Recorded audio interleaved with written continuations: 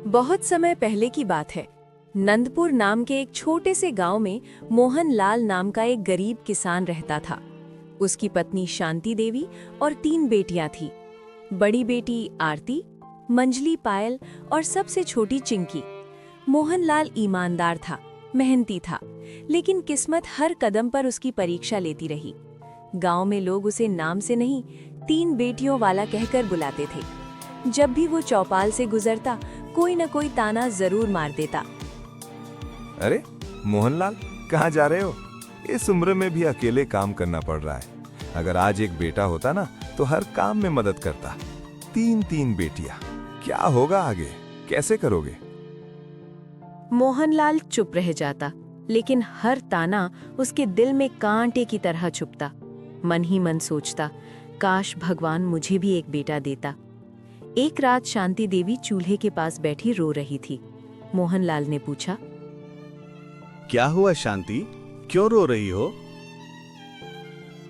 जी, लोग रोज ताने देते हैं। कहते हैं बेटा नहीं तो हमारा कोई सहारा नहीं। 3 बेटियों की शादी कैसे करेंगे? पानी भरने जाती तो औरतें गाने देती हैं। कहीं भी जाने का मन नहीं करता है जी। कैसे होगा सब? भगवान, हमने ऐसा क्या किया है कि आपने एक बेटा नहीं दे सके? शांति, अगर भगवान ने बेटा नहीं दिया तो उसने बेटियों को भी किसी वजह से भेजा होगा। बिटिया भी भाग्य वालों को मिलती हैं। तुम चिंता मत करो, हमारी बिटिया हमारी शान है। गांव का जमींदार प्रताप सिंह मोहनलाल की मजबूरी का पूरा फायदा उठाता था। हर साल कर्ज के नाम पर उसकी आधी से ज्यादा फसल ले जाता। गांव का जमींदार प्रताप सिंह मोहनलाल की मजबूरी का पूरा फायदा उठाता था। हर साल कर्ज के नाम पर उसकी आधी से ज्यादा फसल ले जाता। एक दिन उसने हद कर दी। मोहनलाल, जमींदार बोला, तुमने मेरा ब्याज अभी तक वापस नहीं दिया है।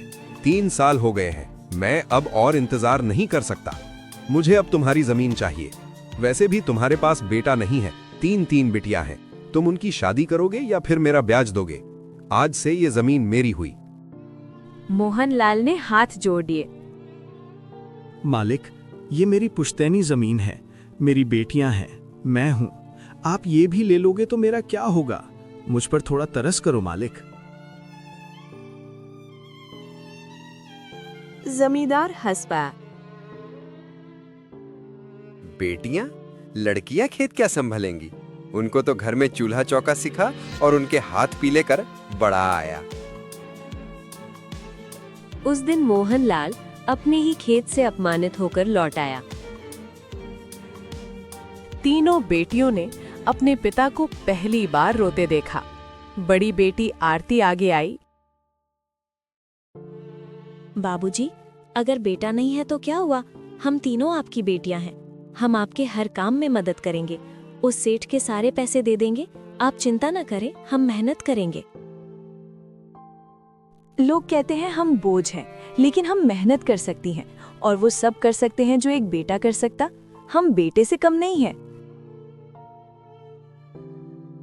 बाबूजी, दीदी सही कह रही हैं। हम आपको अकेला नहीं छोड़ेंगे। आप चिंता ना करें। कल से हम भी आपके साथ खेत जाएंगे और मेहनत करेंगे। मोहनलाल की आंखों से आंसू बहने लगे।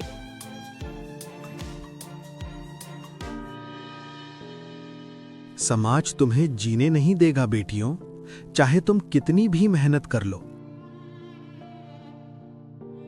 आरती ने मजबूती से कहा, तो हम समाज को बदल देंगे। अगली सुबह 3 बेटियां पिता के साथ खेत पर पहुंची। गांव वाले हंसने लगे।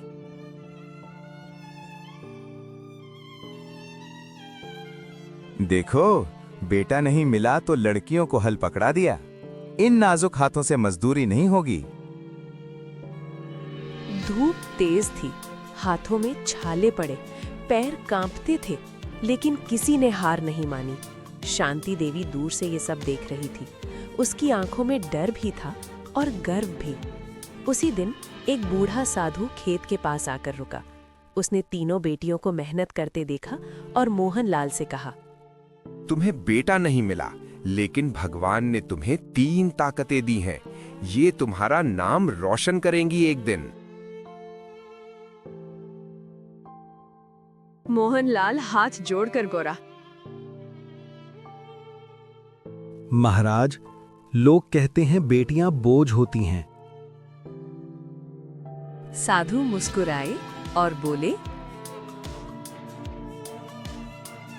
समय आने दो, यही बेटियां तुम्हारा सिर ऊंचा करेंगी। तुम्हें गर्व होगा इन पर। साधु की बातों के बाद भी मोहनलाल के मन से डर कम नहीं हुआ था। उसे हर पल यही चिंता खाए जा रही थी, अगर मैं टूट गया तो मेरी तीनों बेटियों का क्या होगा। कुछ ही दिनों बाद जमींदार प्रताप सिंह अपने आदमियों के साथ फिर खेत पर आया।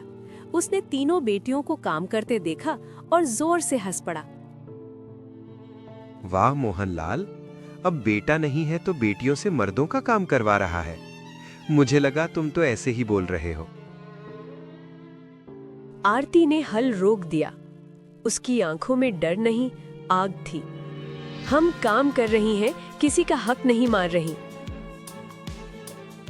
प्रताप सिंह गुस्से से चिल्लाया, जुबान संभाल लड़की, आज के बाद इस खेत में कदम रखा तो अंजाम बुरा होगा। लड़की है लड़की, हद में रह। मोहनलाल संभाल ले अपनी लड़की को, वरना मैं भूल जाएगा ये एक लड़की है। मोहनलाल कांप गया। उसने बेटियों को पीछे खींचते हुए कहा, चलो बेटियों, झगड़ा ठीक नहीं। लेकिन आरती ने पहली बार पिता का हाथ पकड़कर कहा, बाबूजी, आज आप पीछे हटे तो जिंदगी भर हमें पीछे हटना पड़ेगा। हम कोई गलत काम नहीं कर रहे हैं। उस रात मोहनलाल की झोपड़ी में सन्नाटा था। शांति देवी ने धीमे स्वर में कहा, जी अगर कुछ हो गया तो? मोहनलाल ने थकी आवाज में कहा, तो क्या बेटा होता तो जिंदगी की गारंटी होती। जो होगा वो देखा जाएगा। आरती ने गलत भी नहीं कहा। कब तक गलत सहते रहेंगे? एक ना एक दिन तो आवाज उठानी ही पड़ेगी। तीनों बेटियां चुपचाप सुन रही थीं। मंजली पायल बोली, बाबूजी, आप हमें कमजोर समझकर मत डरिए। हम डर से नहीं, सच से लड़ेंगे। छोटी चिंकी ने माँ का आंचल पकड़ लिया। माँ, हम बुरे लोग नहीं है ना? शांति देवी रो पड़ी। अगली सुबह प्रताप सिंह ने मुखिया से मिलकर झूठी शिकायत कर दी। राम राम मुखिया जी, आपके होते हुए ये गांव में क्या हो रहा है? कल मैं और मेरे आदमी मोहनलाल के खेत में अपना ब्याज लेने गया। मोहनलाल की बेटियां मेरे आदमियों से बदतमीजी करती हैं, खेत पर हंगामा करती हैं। मुखिया ने आदेश दिया, मोहनलाल, कल पंचायत में आना होगा। गांव में चर्चा फैल गई। अब तो लड़कियों की वजह से पूरा परिवार डूब जाएगा। पंचायत के दिन पूरा गांव इकट्ठा था। प्रताप सिंह ने झूठ पर झूठ बोले, ये लड़कियां बदतमीज हैं, मेरे खेत पर जबरदस्ती घुसती हैं। मोहनलाल बोल ही नहीं पा रहा था। तभी बड़ी बेटी आरती आगे आई। गांव सन्न रह गया। अगर सच बोलना बदतमीजी है तो हाँ, हम बदतमीज हैं। लेकिन चोरी करना, कर्ज के नाम पर खेत हड़पना, ये क्या कहलाता है? प्रताप सिंह चिल्लाया, लड़की है, चुप रहे, अपनी हद में रहे। लड़कियों के मुंह से ये बातें शोभा नहीं देती। तभी वही बूढ़ा साधु भीड़ से आगे आया। साधु ने शांत स्वर में कहा, बेटा, तुम चिंता मत कर। मैंने प्रताप की शिकायत राजा कर दी थी। राजा ने मंत्री से कहकर खेत के और जो सेठ से पैसे लिए थे उनके कागज देखे हैं। मंत्री अभी आता ही होगा। आज यहाँ न्याय होगा। राजा के सिपाही आए, जांच हुई और प्रताप सिंह का झूठ सामने आ गया। मोहनलाल की जमीन वापस मिली और सेठ को मोहनलाल को हर्जाना देना पड़ा। पंचायत के बाद गांव को लगा था कि सब खत्म हो गया। मोहनलाल को जमीन मिल गई, बेटियों को इज्जत भी। लेकिन सच अभी आधा ही सामने आया था। एक शाम गांव में एक अजनबी आदमी आया। फटे कपड़े, थकी आंखें और हाथ में पुरानी फाइल। वो सीधा मोहनलाल के घर पहुंचा। मोहनलाल चौंक गया। हाँ, आप? उस आदमी ने फाइल खोल दी। उस आदमी ने कहा, तीनों बेटियां सांस रोके खड़ी थीं। 15 साल पहले आपकी पत्नी शांति देवी ने एक बेटे को जन्म दिया था। वो बच्चा मरा नहीं था, उसे चोरी कर लिया गया था। मोहनलाल के पैरों तले जमीन खिसक गई। शांति देवी कांपने लगी। घर में सन्नाटा छा गया। उस दिन अस्पताल में जमींदार प्रताप सिंह की पत्नी ने भी एक बच्चे को जन्म दिया था। उनका बच्चा मरा हुआ पैदा हुआ था। प्रताप सिंह ने डॉक्टर को पैसे देकर बच्चे बदल लिए थे और वही बच्चा आज जिंदा है। आरती चीख पड़ी। मतलब? मोहनलाल की आंखों में आग थी। मतलब प्रताप सिंह ने मेरा बेटा छीना और आज मुझे बेटियों के लिए ताने देता रहा। अगले दिन मोहनलाल और उसकी बिटिया प्रताप सिंह के घर पहुंचे। मोहनलाल गुस्से में प्रताप सिंह से बोला, प्रताप सिंह, ये तुमने अच्छा नहीं किया। मेरा बेटा चुराकर तुमने एक औलाद को उसके परिवार से दूर रखा है इतने साल तक। भगवान तुम्हें कभी माफ नहीं करेगा। प्रताप सिंह टूट गया। मैंने डर से ऐसा किया था। मुझे वारिस चाहिए था।